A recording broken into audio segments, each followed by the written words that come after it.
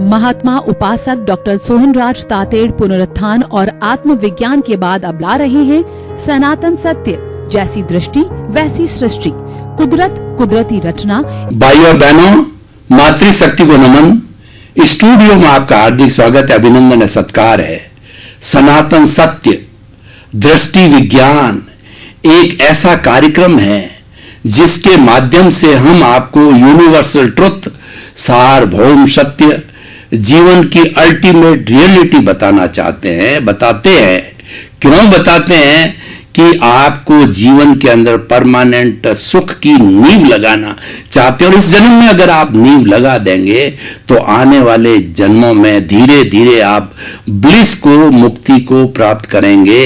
यही हमारे इस कार्यक्रम का उद्देश्य है। ये सारा कार्य हम अलग अलग एपिसोड्स के माध्यम से करते हैं। तो आज हम बहुत सुंदर विषय लेकर के आपके सामने प्रस्तुत हो रहे हैं। तो आज का हमारा विषय है मैत्री, प्रमोद, करुणा, मध्यस्थाश्च। भाई और बहनों, ये चार भावनाएं, ये चार सुविचार, ये चार अनमोल वचन, ये चार भावनाएं, इसके अंदर पूरे विश्व का कल्याण छिपा हुआ है।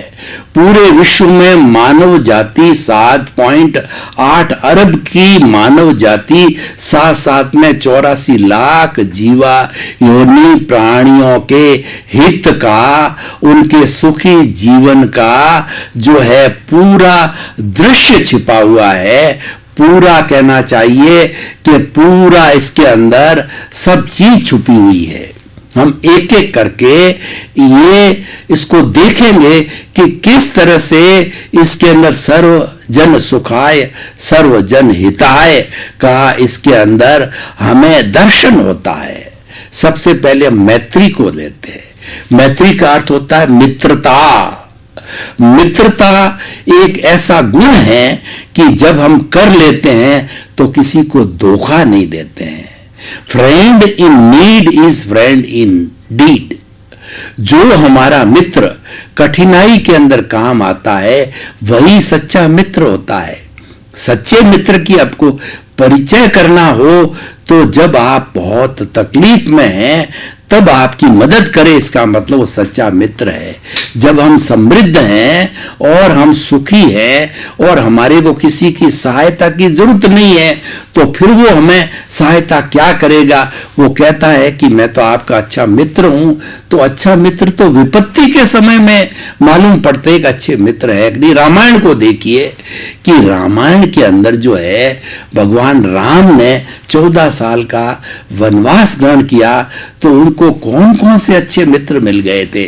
देखिए, उनको जो है केवट अच्छा मित्र मिला, उनको हनुमान जी अच्छे मित्र मिले, और उनको जो है सुग्रीव अच्छे मित्र मिले। उनके माध्यम से उन्होंने बड़ी सेना जो है बना करके और रावण को उन्होंने हराया और सीता जी को वापस लेके आ गए। वो सच्चे मित्र थे जो विपत्ति में, कठिनाई में और वन का जो कठिन जीवन था उसके अंदर वो सहयोगी बने। तो मैत्री के लिए कहा गया, भगवान महावीर ने बोला है कि जो है अपना सच में से जा मैत्री भुए सुकप है। तुम स्वयं सत्य खोजो, सबके साथ मैत्री करो। उन्होंने ये सूत्र दिया। तीर्थंकर वाणी है, ये जिन वाणी है कि सबके साथ मैत्री करो।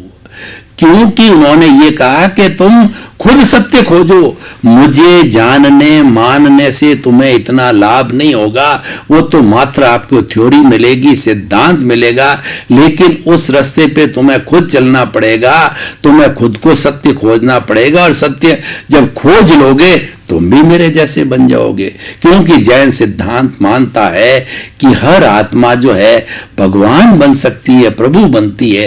तभी हमारे भीतर विराजमान शुद्ध आत्मा भगवान जो मूल स्वरूप है उसको हम ईश्वर कहते हैं, प्रभु कहते हैं, कि वो तो मूल स्वरूप में है।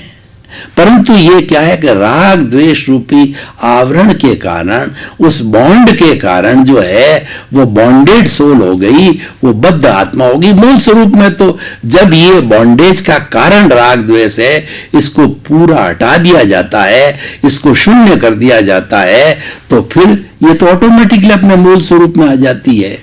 तो भाई और बहनों, मित्रता कीजिए।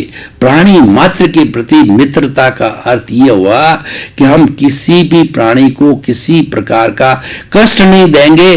अहिंसावादी बनना, अहिंसा सब भूय खेमं करी, अहिंसा प्राणी मात्र का हित करने वाली है। तो इसीलिए मैत्री एक अहिंसा का स्वरूप है। मैत्री के द्वारा हम अहिंसा को प्राप्त कर सकते हैं। मैत्री और अहिंसा एक सिक्के के दो पहलू है, एक पूरक है। अगर आपको अहिंसक बनना है तो आप मैत्री की भावना रखो। तो मैत्री की भावना के लिए यह कहा गया है कि जो है मैं इस दुनिया के 84 लाख जीवा योनि मुझे जो है क्षमा करे और मैं सबको क्षमा करता हूं। पूरा एक सूत्र है कि उसके माध्यम से जो है हम सबके साथ मित्रता करते हैं, हमारा कोई शत्रु नहीं होता है। खामे में सब जीवे सब्बे जीवा खमंतु में, मिट्टी में सब भूएसु वेरंग मज्जन खेणुई। मैं सभी प्राणियों को, विश्व के 84 लाख जीवा योनि को क्षमा करता हूं, वे मुझे क्षमा करे। मेरा कोई दुश्मन नहीं है, मेरे विचारों के अंदर शत्रुता का भाव भी नहीं है। ये मैत्री का भाव है। ये हमें डेवलप करना चाहिए, सीखना चाहिए, इसके प्रयोग करना चाहिए, इसका अभ्यास करना चाहिए। क्योंकि अभ्यास, practice makes a man perfect. करत करत अभ्यास के और जड़मती हो तो सुजान, और रसरी आवत जान के और सल पर पड़त निशान। हम प्रैक्टिस करते रहते हैं, अभ्यास करते रहते हैं, तो निश्चित ही हमारा वो अभ्यास सफल हो जाता है और हम पारंगत हो जाते हैं। मैत्री। अब हम प्रमोद की बात करते हैं।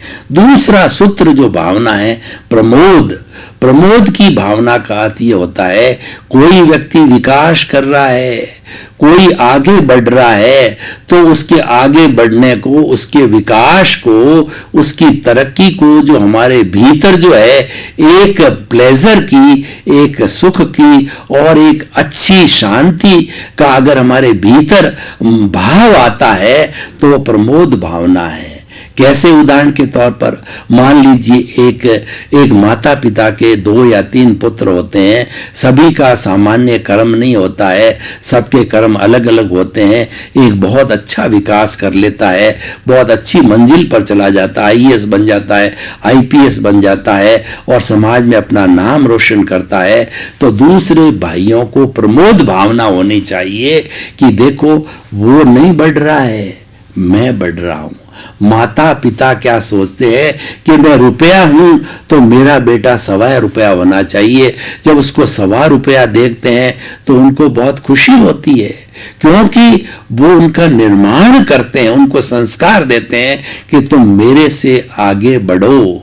और ताकि, क्योंकि अपने संतान की अच्छी बुरी कोई भी चीज है वो माता पिता के खाते में जाती है, चाहे वो माता पिता वो समझे या न समझे। लेकिन गृहस्थ का रूल है, जैसे कोई बेटे ने नाम कमाया तो माता पिता का सिर ऊंचा होता है, और किसी बेटे ने नाम डुबाया, कुकृत किया, तो माता पिता भी लज्जित होते हैं, माता पिता पर भी दाग लगते हैं, क्योंकि उसका संतान का जो है उसके साथ संबंध है।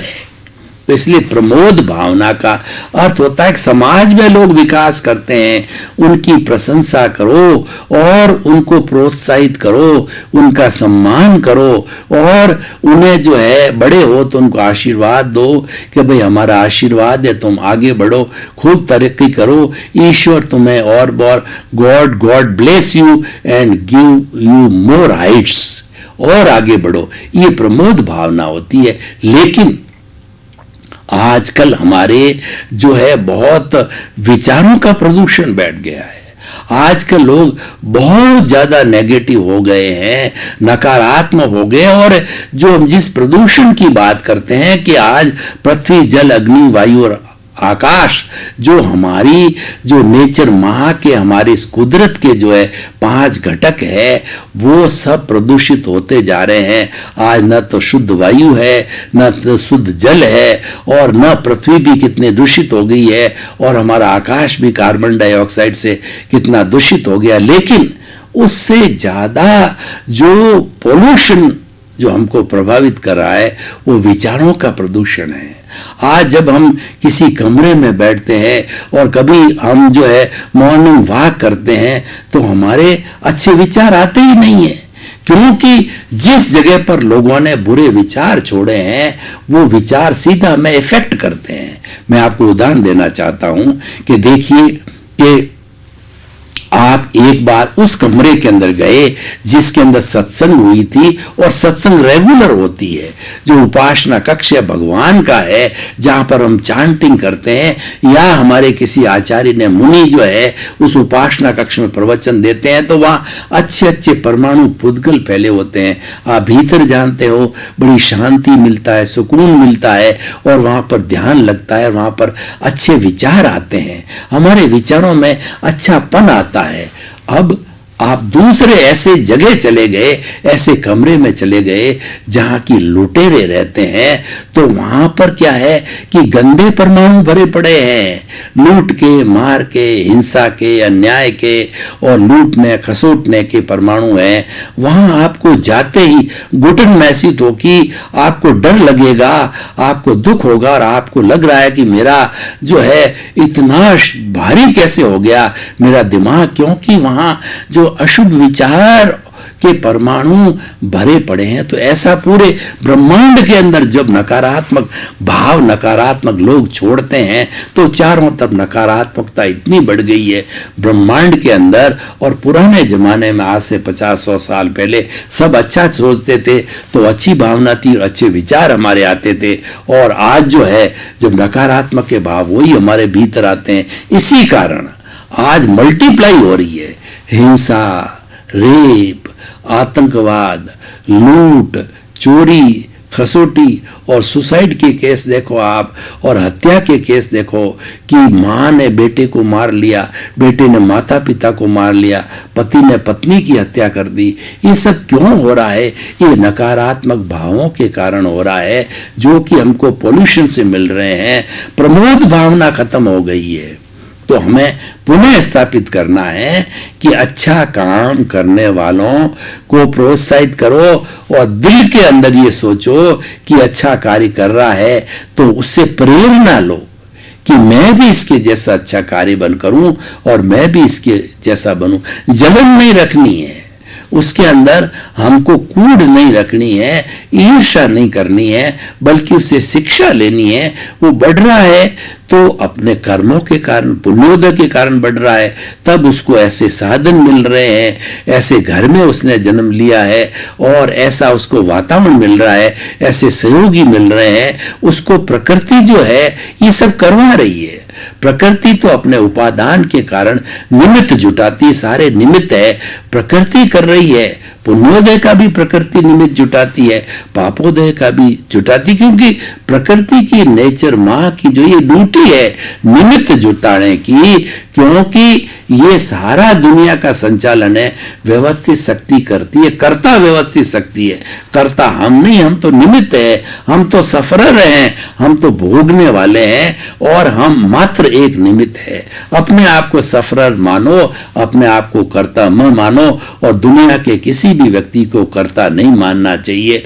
तो इस तरीके से प्रमोद, मैत्री, प्रमोद, करुणा, देखिए करुणा 2 तरह की होती है, एक तो सावध्य करुणा, एक निर्वध्य करुणा। हम 2 तरह का जीवन जीते हैं, व्यवहार जगत और निश्चय जगत।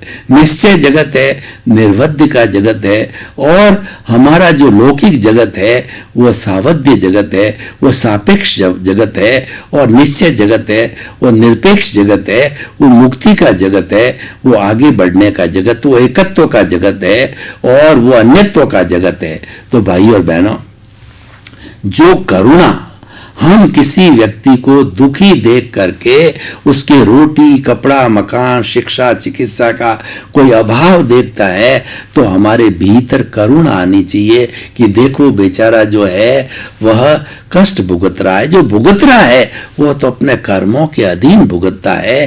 कोई भी दुनिया में ऐसी ताकत नहीं है जो कि आपका भला कर सके या बुरा कर सके। आपके किए हुए कर्म जो है जब उदय प्रारब्ध में आते हैं वही फल देते हैं, उसके अनुरूप ही होता है। उसमें आपकी कोई स्वतंत्रता नहीं है और वो भी संयोग मात्र है, उसका भी वियोग हो जाएगा, वह भी चला जाएगा। न तो सुख परमानेंट है न दुख परमानेंट है। ये तो आते जाते जो है धूप छांव की तरह है, ये आते हैं और चले जाते हैं। ये प्रकृति का नियम है। इसीलिए कहा गया जो संचरण करता है वह संसार होता है और संसार में हर क्षण हर वस्तु बदलती रहती है। सापेक्ष जीवन है, ये रिलेटिव जीवन है।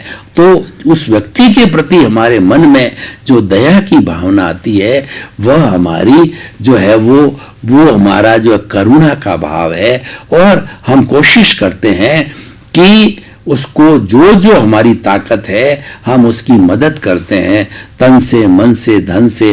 तभी से ये सेवा का कॉन्सेप्ट, ये परोपकार का कॉन्सेप्ट हमारी भारतीय संस्कृति में डेवलप हो गया और उसी से प्रेरित होकर के लोग जो है धर्मशालाएं बनाते हैं, भोजनशालाएं बनाते हैं, स्कूल बनाते हैं, कॉलेज बनाते हैं, रैन बसेरे बनाते हैं, वृद्धाश्रम बनाते हैं, विधवाओं के लिए करते हैं। और जो है वो जो जितने भी जो है मूक है, बधिर है और अपंग है, उन सब के जो है वो उनकी जो है सुविधा के लिए ऐसा कार्य लोग करते हैं। एक होती है हमारी निर्वध्य करुणा जो कि भगवान महावीर में थी, 24 तीर्थंकरों में थी, वो राम में थी, कृष्ण में थी। वो करुणा क्या है कि वो जो है भगवान जो होते हैं तीर्थंकर, वो ये चिंतन करते हैं कि ये व्यक्ति किस तरीके से तरे, ये व्यक्ति किस तरीके से मुक्ति को जाए। अगर सामने वाले का पुण्योदय है और भगवान के दर्शन कर दिए और भगवान को उसकी निर्वध्य करुणा मिल गई, उसको सम्यक दर्शन मिलता है और उसी जीवन में मुक्ति को चला जाता है। वो तीर्थंकर के वो सनिधि में, तीर्थंकरों की उपस्थिति में हजारों लाखों लोग जो मुक्ति को जाते हैं, क्योंकि भगवान के दर्शन होते ही उनकी निर्वध्य करुणा को देख करके ही जो है उसको सम्यक दर्शन हो जाता है। भगवान का जब समोषण होता है, क्यों भगवान पूर्ण वीतरागी होते हैं, केवल ज्ञानी होते हैं, उनमें 1% भी जो है हिंसा का भाव उनके अंदर विद्यमान नहीं रहता। उनके तो करुणा रहती है। इस कारण उनके जो है प्रवचन को सुनने के लिए कई जो है वो तिरंज भी आते हैं। यानी शेर उसी जगह पर, शेर है, कुत्ता है, बिल्ली है, चूहा है, इंसान है, देवता है, मनुष्य है, सभी भगवान का प्रवचन सुनते हैं। एक जगह एक दूसरे के हत्यारे इकट्ठे होते हैं। ये भगवान की निर्वध्य करुणा का जो है प्रभाव होता है। निर्वध्य करुणा से मुक्ति का रास्ता मिलता है और सावध्य करुणा से उसकी जो रोटी, कपड़ा, मकान, शिक्षा, चिकित्सा आवश्यकता की पूर्ति होता है। ये मेन डिफरेंस है। भूखे को भोजन मिलता है, प्यासे को पानी मिलता है और जिसको कपड़े की आवश्यकता उसको कपड़ा मिलता है। ये तो बाहरी सापेक्ष जो है सावध्य हमारी करुणा हो गई। वो भी अच्छा है क्योंकि हमारा जीवन सामाजिक जीवन है। हम दो तरह के जीवन जीते हैं, सामाजिक और आध्यात्मिक। तो आध्यात्मिक का रास्ता अलग है, सामाजिक का रास्ता है। कोई भी व्यक्ति जो है अकेला जीवन जी नहीं सकता, निरपेक्ष हो नहीं सकता।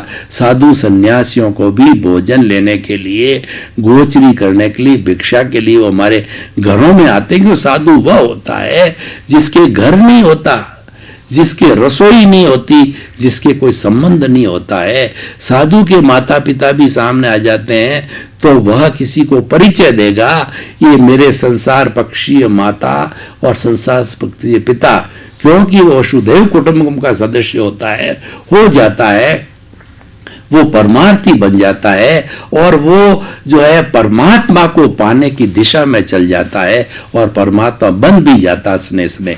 तो भाई और बहनों, मैत्री, प्रमोद, करुणा। अब मैं मध्यस्थता की बात पे आता हूं। मध्यस्थता का मतलब तटस्थता। तटस्थता का अर्थ होता है कि हम किसी को बुरा लगे वैसा कार्य नहीं कर रहे हैं। यद्यपि सत्यम लोक विरुद्धम नाचरणीयम नाचरणीयम, कि आपके बोलने से किसी को बहुत बड़ी अहित हो जावे, फांसी लग जावे, वो केस हार जावे, तो ऐसा भी कटु सत्य जो है नहीं बोलना चाहिए। ये मध्यस्थता, वहां मौन रहो, वहां उससे अलग हो जाओ। और व्यक्तिगत मध्यस्थता की बात बताता हूं कि हमारे पूरे जीवन के जो कर्म है, उदय भाव है, प्रारब्ध है, उनका भुगतान विचारों के द्वारा होता है। 24 आवर्स जब हम जो है वो नींद में होते हैं तभी विचार चलते रहते हैं, उससे हम स्वप्न देते हैं। उस वक्त में हमारा अवचेतन मन है, सबकॉन्शियस माइंड बहुत डेवलप हो जाता है। उस वक्त भी जो हम कर्म करते हैं, उस वक्त भी हम विचार करते रहते हैं। तो जितने भी विचार आते हैं उनको बाईपास करो, उनके साथ तन्मयाकार मत हो। बहुत ही सुंदर शब्द है कि आप भगवान के साथ तन्मयाकार हो, भीतर विराजमान प्रभु के साथ एक मेक हो जाओ। लेकिन जो आपका प्रारब्ध और जो आपका उदय चल रहा है उसके साथ तन्मयाकार नहीं होना है, उसके साथ में मध्यस्थ रहना है, उसके साथ में जुड़ना नहीं है। मध्यस्थता का मतलब होता है जुड़ना नहीं है। आप साइलेंट रहो, आप उसका तिरस्कार भी मत करो। मध्यस्थता की बात बताता हूं। किसी ने आपको गाली दी तो आप ये मान के चलो कि गाली क्यों दे रहा है, मेरा हिसाब है, पिछले जन्म में मैंने गाली दी थी तो वो तो मेरा हिसाब क्लियर कर रहा है, ये तो मेरा हितैषी है, ये तो मुझे एनओसी देगा, ये मुक्ति पहुंचाने के लिए आया है, तो ये मेरा बहुत बड़ा हितैषी है। तो उसको जो है नमस्कार करो, उसको प्रणाम करो कि वो आपका शुद्धिकरण कर रहा है। उसको प्रकृति ने निमित्त बना करके भेजा है, वो अपने आप आने की उसकी कोई ताकत नहीं है, प्रकृति ने भेजा है, उसको स्वीकार करो और मध्यस्थ रहो। मध्यस्थता का मतलब है टिट फॉर टैट मत करो, उसको गाली का जवाब गाली से मत दो।